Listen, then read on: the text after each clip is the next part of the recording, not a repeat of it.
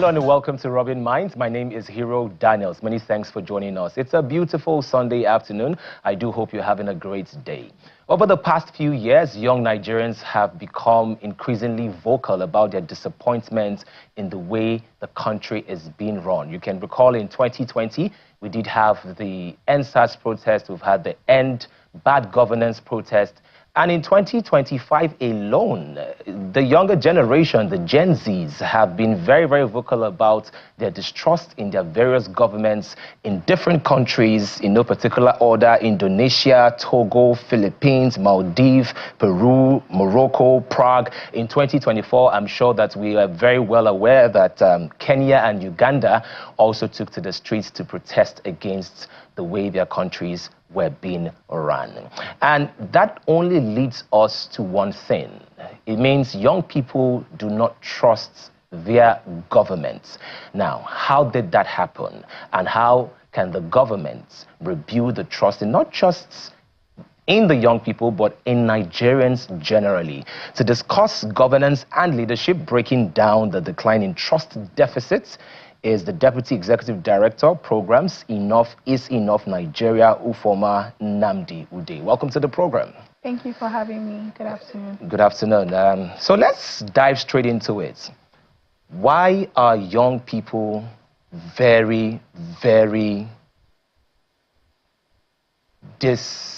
why are young people disappointed in their governments all over the world? Because it's a trend, it's not just in Nigeria. Well, I mean, I think that when you think about, especially in democracies, right, which is one of the most popular form of government around the world, growing up and learning about democracy, you hear that it's government for the people, by the people, and of the people.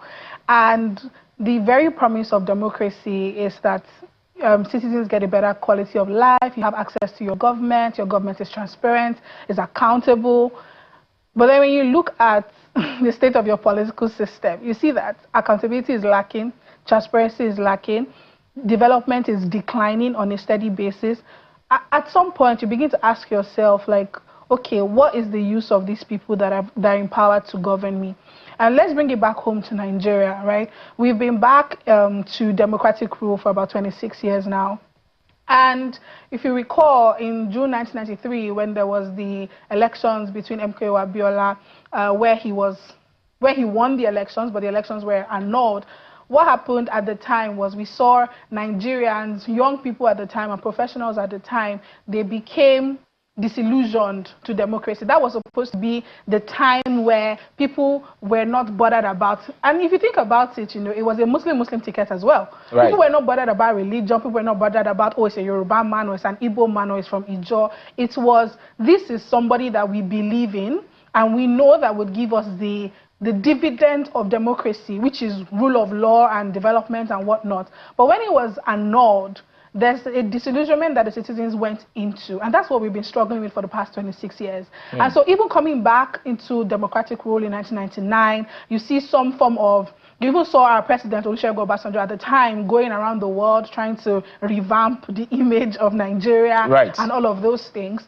But look back in the last 8 years, in the last 16 years, what has been happening. So definitely I don't think that it's, the government needs to give people reason to trust them. And every point in time where you have a crop of politicians who say one thing and do the other thing, they think that they are above the law. The law is only for citizens and not for you once you get into office. Right. Of course, nobody's going to trust you. Right. Let's now talk about representation. This distrust, because you made reference to former President Olusegun Obasanjo. Let's also recall that, I mean, as the first democratic president, he already had, he was in the military, you know, and then of course he became a civilian president. Former President Buhari was in the military as well. He was military ruler, and when he ruled Nigeria, he was young, and then he came back and he still ruled Nigeria. As of 2023, 3.92% of youths are in governance, and that's a very tiny percentage. Yeah. So, does representation have anything to do with what is currently going on?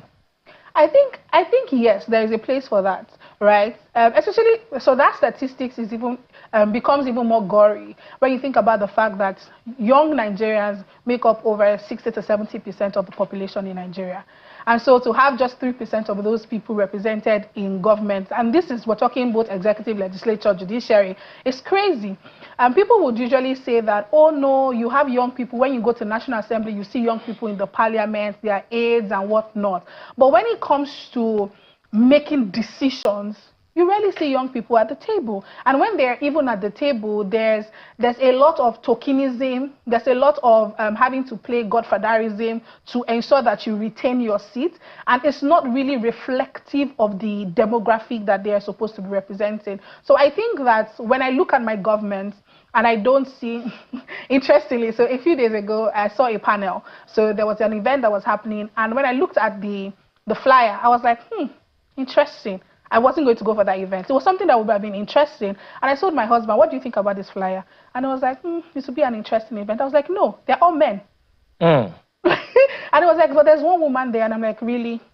Do you see what I mean? That's just a sprinkle. That's just, do you understand? And so it's even the same thing when I go for government events and I look around and I see, oh, there are 10 men on the table and there's one woman and then she's giving a different type of seats. All of those things say something and they communicate something. And then so for young people, when you look at government and you don't see your people there, most definitely you don't think that, number one, anybody is speaking for you on your behalf, or there is an understanding of your challenges. Because when we see youth leaders, even in down to political parties, youth leaders are in their 40s, in their 50s. And I'm wondering, like, okay, then I'm an infant then, if you're still a youth. Really, yeah. Okay. We've also seen cases where when we try to make our voices heard, we are met with very stiff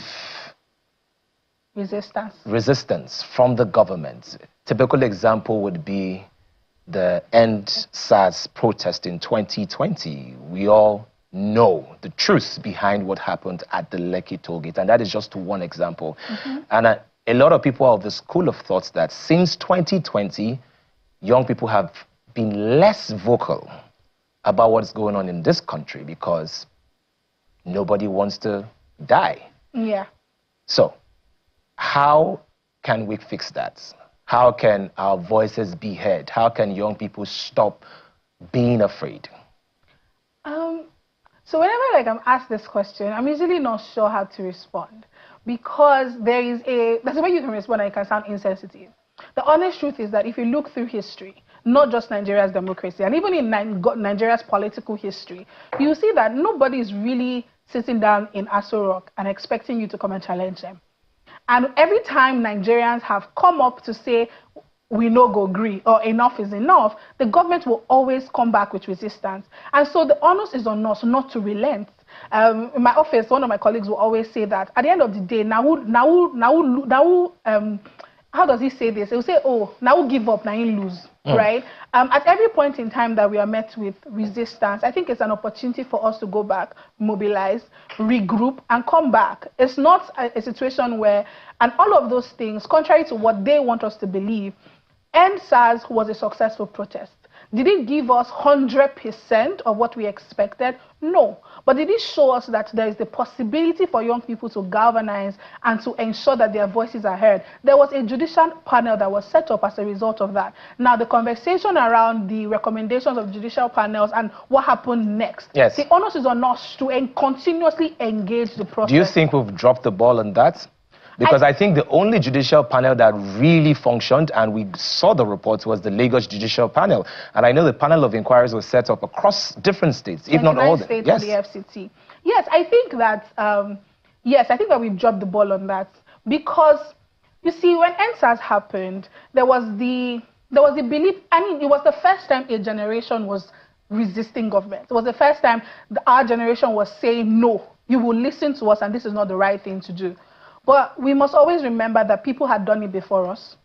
And the people that had done it before us knew that this was going to happen at this point in time. They knew that the government was going to do what they did. And I think that is where we must rely on, as we will say in Africa, the wisdom of the old and the strength of the young people. Right. Because understanding that, for example, my organization, we followed the judicial panels across all the states, working with partner organizations like Yaga Africa as well. And then we also published reports on the status of every judicial panel. How many young people have looked at those things? Advocacy must always be backed with knowledge. And so that report gives you an understanding to say, okay, in Lagos State, the panel said that they should give, for sake of example, X billion naira to the people that were victims. Victims, compensation, and yeah. What has happened? Has that happened? Who is going to checkmate to ensure that those things happen? That's our responsibility as citizens as well.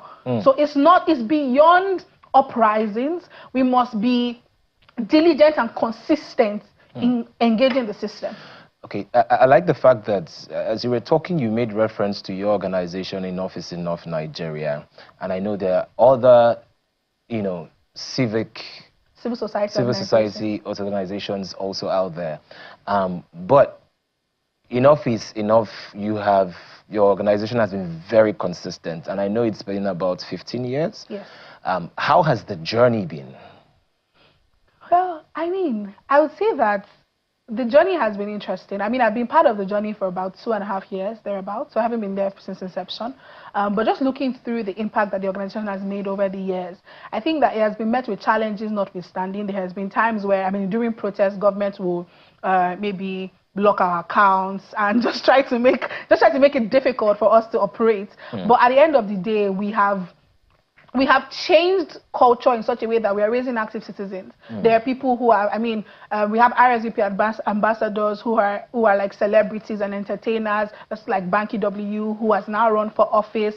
And all of those type of things are the things that keep us going as an organization. It's not, you don't see the change as incremental as you expect, but it's happening.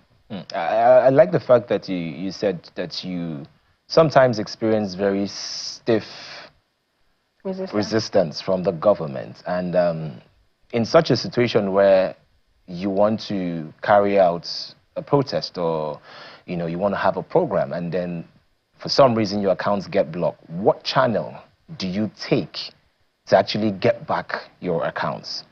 So I would say that contrary to popular opinion, Enough is Enough Nigeria is not an anti-government organization. We are a pro-good governance organization. And in doing that, we have allies even in government in terms of partnership, because that's how our development and our democratic development can function, partnering with government here and there. And so we leverage our lawyers, we leverage all of the legal channels to engage. And many times it happens in the heat of the moment. After once they feel like things are down and those restrictions are taken off. But then we have lawyers who we work with and to help us during those times. Now, the reason why I asked that particular question is we've seen this as a pattern. There was a time even private accounts were frozen during the protest, the NSAS protest. They were in fact, it got to a point on Twitter, they were making jokes about it. If the government has not freezed your account, you're not an important use in this country, all right?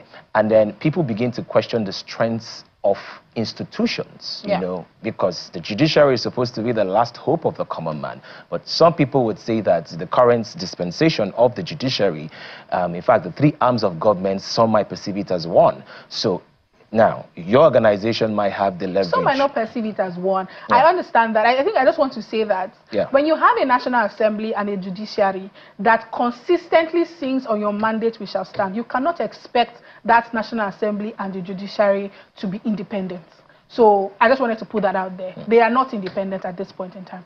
Okay, because that was where I was driving to. So for the common man, if I go out on the streets and I organize a protest and my bank accounts are frozen and put in police custody, who will save me? So, civil society organizations function on behalf of citizens as well, majorly. And so there's an organization that is called Govt. They have a technology tool called EiE, where there are pro bono lawyers on that platform to help citizens. From 2020 protests, you have EiE was part of some coalition that helped to get unlawfully arrested protesters out of jail. And so there are these organizations. And I think whenever we talk about things like this, I always try to say that young people, when you're interested in a cause, you must also know who like the stakeholders are that are Right. also interested in the cause that can help you. Because Enough is Enough Nigeria has grown from a movement to also an organization. We have systems and structures that help in situations like this. And then we have partner organizations. I mentioned a few in the course of our conversations as well that help to ensure that citizens get. And we see there's an organization called SERAP. You know, people laugh on X that they're always giving lawsuits upon lawsuits, but because somebody has to do it and they follow through. So they're not just making tweets so you think that they're working. They follow through with the lawsuits to ensure that there is some form of justice. I like that, and I like the consistency of EiE. But does it get tiring sometimes, you know, because it's like you're consistently fighting the same thing year on year, you know? So what gives you people, what gives you guys the courage to continue to demand good governance and accountability? What is the driving force? What inspires your organization daily? Because Nigerians deserve better. And somebody has to do the work of fighting and strengthening our democracy. And so we say, yes, our institutions are not strong enough, they're not independent enough. But sometimes you see civil society organizations also do some form of capacity strengthening for these institutions so that they can function. We must understand that democracy is not inherent, it's taught and so is learned. And for us, it is simple. Nigerians deserve better, and we would always be at the point where we're advocating for Nigerians. Educating them to be more informed about issues and to speak up for themselves. So many times when we create accountability mechanisms, even in local government, the goal is for citizens to own it and drive it. All right. In 30 seconds, tell us about Footprints and what's happening on December 10th, I believe. Okay. On December 10th, we are going to be celebrating Enough is Enough Nigeria's 15th anniversary. It's really going to be an event where we speak to our impacts over the years and also unveil our plans in the coming years as well. That's really what we're doing. It's also Human Rights Day, and so we're going to be having Ngozi Okonjo-Iweala. We're going to be having Mr. Fola Adeola, as well as Sanusi as well will be with us, and as well active citizens really. So anyone is invited. Just have to go to our platform and register. All right, thank you very much, Ufoma. Thank you. And enjoy the rest of your day.